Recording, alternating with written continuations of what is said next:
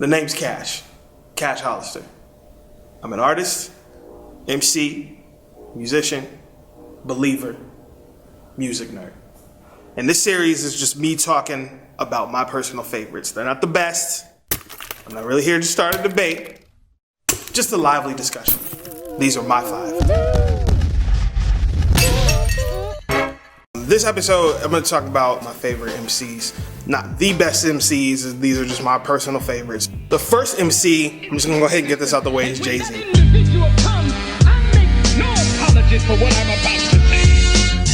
I'm America's worst nightmare. I'm young, black, and holding my nuts like cheer. I get a lot of comparisons to Jay-Z, and I'm not going to lie and say that he's not a big influence on me. I actually believe Jay-Z is like one of the greats. Like top 3. I actually came into Jay late.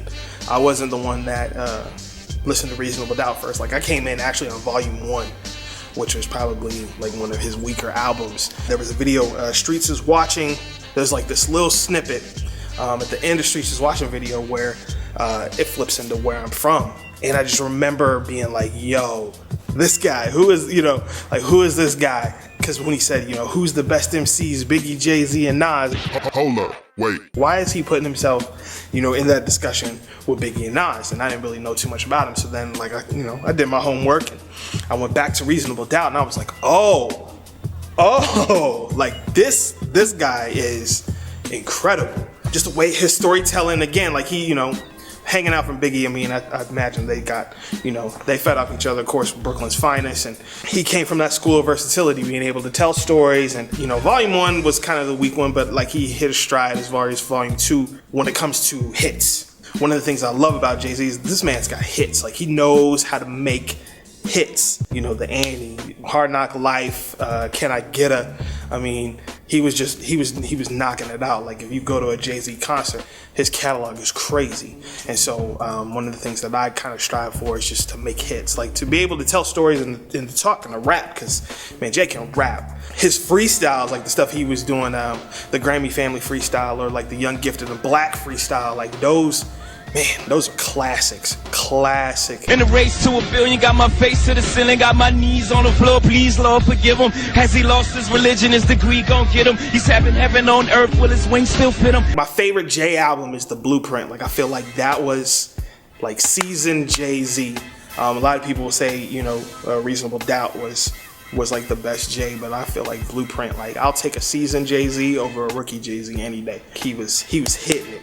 Like all them songs, there's maybe one song you could probably but like every song on that thing was crazy. And I think he mastered the balance of telling a story, making hits, and like the sequencing on that record I think was pretty dope. I still play Takeover. Like if you listen to the records, man, Takeover is a better record than Ether. Like I think Ether was probably the stronger disc, but Takeover is the better record. Like Ether, and let's be honest, that Ether beat is trash. Ether beat is trash. But Takeover, man, I still. Everybody knows that Jay-Z don't write his rhymes. Like you've seen the scene in Fade to Black. He doesn't write anything down. Yeah, he says it all. Yeah, just kind of sits there, listens to the track, and writes a verse and then goes and does it. That's kind of like a gift and a curse, Jay-Z pun. The way he would just come up with these songs all in his head and never write it down. Like him and Biggie, I think were the only 2 at that time like that were known to do that, and that's crazy. I'll never attempt that. Like that's just that's something for him. I gotta have my pad and my pen. Yeah, but Jay-Z's like really one of my favorite rappers. One of the greats to me. So big ups to Sean Carter, man. My second favorite MC is Royce the 5'9". My saliva is spit, the split thread and the fiber and bits. So trust me, I'm as live as it gets. A lot of people would know him as like the second half of Bad Meets Evil with Eminem. Been a huge fan of Royce's for going on about 15 years now. I think the word genius, like lyrical genius, like that kind of gets a little bit overused, but it definitely applies when you're talking about this guy. Just his wordplay and the patterns he uses, the flows, he can switch up just in any given moment. It's crazy. Bomb in the lit with expression, you hear it tick tick, then you test it. And just the versatility that he displays, and it's it's really inspiring. Like, I think a lot of my lyrical cues and the way that I sort of approach writing actually come from Royce da 5'9". I first heard him on the Slim Shady LP with Bad Meets Evil. You know, followed his solo career, and Death is Certain is one of my favorite Royce albums. And there was a time where I would argue with people that there was a period where Royce was actually better than Eminem, and that was not up for debate for me. Like, when Death is Certain dropped and Eminem was rapping like Triumph the Cancel Comic Dog all on the Encore album, I thought that Royce was just hands down better. I love him right now in Slaughterhouse. Like, that whole group is cool. I came from wicked chair fame wearing short sets. I learned that money can't buy happiness, but I decided I'd rather do all my crying in the Corvette. One of my favorite Royce verses is Boom. Him being able to just kind of switch different flows and styles, and he's like one of the best smack talkers. Like, you probably ducked when they laid the gunshot in your song. It's believable. Like, some of the things that he says, like, you just be like, wow, he really did say that, but I believe him, you know. Bar Exam 2, like, one of far and away, like, his best mixtape to me. Like, the way he was just rapping, like he was rapping over T.I.'s, just so smooth. Like, he holds his own against like Elzai and, you know, Black Milk, and yeah, it's a great mixtape. What convinced me that like Royce is like one of the greats to me was actually the original version of Renegade.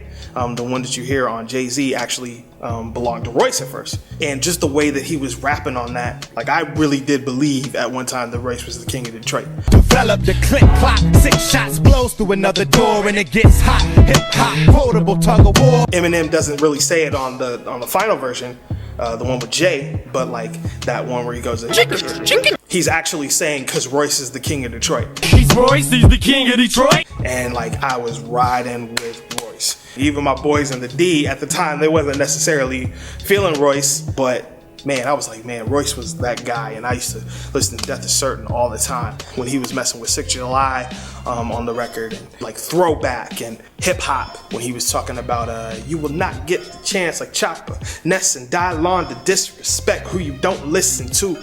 Egg in the skillet brain, this is you. Like, the way he does his patterns, crazy. My third favorite MC is actually a guy that a lot of people wouldn't know unless you're like in Christian rap circles, but his name is Dre Murray. I represent the king of all kings, Elohim, kinda like it's in my genes, but if you really peep the seams, then it seems Dre Murray is really dope. I'm not saying that because like we're cool, and I'm not saying that because I'm on one of his albums, which happens to be a classic album. No. Dre Murray is really that deal. What I like about Dre, he's got this unmistakable voice. He's got a command of the track, but like, he's able to tell stories very well, and he plays with double entendres, and his storytelling game is great. That's something that I actually aspire to. Really dope. some like a misfit, got the right outfit, but he's one wheel short, yeah, that boy kinda slow. Hell's Paradise was the album that I would say changed the way Christian hip hop is made, you know, for better or for worse. I think just because he, again, was one of those people that was like a game changer, and he just like broke the box. You know, again, Christian rap has kind of put someone in this box where you just talk about Jesus. It's gotta be like happy cookie cutter stuff, and that was Hell's Paradise is the exact opposite of that. It's very real. It's almost a bit of a downer, but like the way that he just kind of talks about life, the stories he weaves in, especially on Hell's Paradise 2, is very good and very inspiring. I'm on a song called 2 Steps on the Hell's Paradise album. That album, I think, was a classic and sort of set the standard for what lyricism even in Christian hip hop is today. For the record, I probably drop another mature album, you won't respect me. Value going down, just check the Beckett. Too many features around, that ain't the method. I think just the way his approach to just making music, it glorifies God, but like it's outside of the box, and he's really one of those artists that I definitely look up to. I mean, he sucks as a human being, but as far as his music, it's good. Kidding. The fourth favorite MC of mine is Fonte. Fonte was part of a group called Little Brother. He's one half of Foreign Exchange. He's an MC from North Carolina. One of my favorites, hands down. Fonte is like, he's real simplistic sometimes, but like he will get straight to the point, and sometimes them lines are just ooh, like they're too good. He's a funny guy. Like I remember listening to Little Brothers The Listening, playing that start to finish all the time. The yo-yo and speed. It's like a lot of working class. Like he was like just a real regular dude. And I think that was like one of the first guys who was like, all right, cool. It was cool to just be a regular dude, but to still rap and still snap, you know, on the beats. He had a sense of humor. Like on the yo-yo where he was talking about I'm about to kick some Trick Daddy next poetry night, like my black queen don't know now, nigga. Like that was just funny to me. He would just throw these lines. I remember listening to Whatever You Say, and like he was rapping. It was so dope. And then like at the end of it, he was like, I got your head still bobbing in my verse to end rhymes. And I was like, wait, what? So then I like rewound it. And like nothing he said rhymed, but it was so dope. And I was like, man, this dude has the potential to be really one of the greats. Even when he does like the more introspective stuff, like on All For You, where he kind of talks about his father and how he's thinking about you know, raising a kid, but he's thinking about like the negative part of it. And like, man, that's a very real thought. So the next time it's late at night and I'm laid up with the woman I'ma make my wife, talking about how we gon' make a life, I'm thinking about child support, alimony, visitation rights. Fonte's one of the best, and I would tell people that if you don't have Fonte, you don't have Drake, you don't have Kanye. Like, and they'll admit it. Like, if you've seen like interviews where Drake is like a huge Little Brother fan, like on Fear, where he talks about what up, Lil Bro, what up, Slumville, I hope you know that you're the reason I have fun still. Like, Fonte is the reason why you get Drake. Like, if you peep Comeback Season to So Far Gone, that switch is primarily due to Fonte. A lot of like my songwriting, my approach to lyricism, I would hold Fonte directly responsible for a lot of my stuff. But yeah, I definitely would love to do a track with Fonte. New Tigolo. My fifth favorite MC is Eminem. I'll say M is top 3 as well. Jay-Z, Biggie, M, I think are top 3. That's just me. What I dug about Eminem was the way that he can just, like, he does this multi-syllabic rhyme pattern on most of his raps, like especially like his early raps that were just insane. Drove in this big Lincoln till it went over the bridge.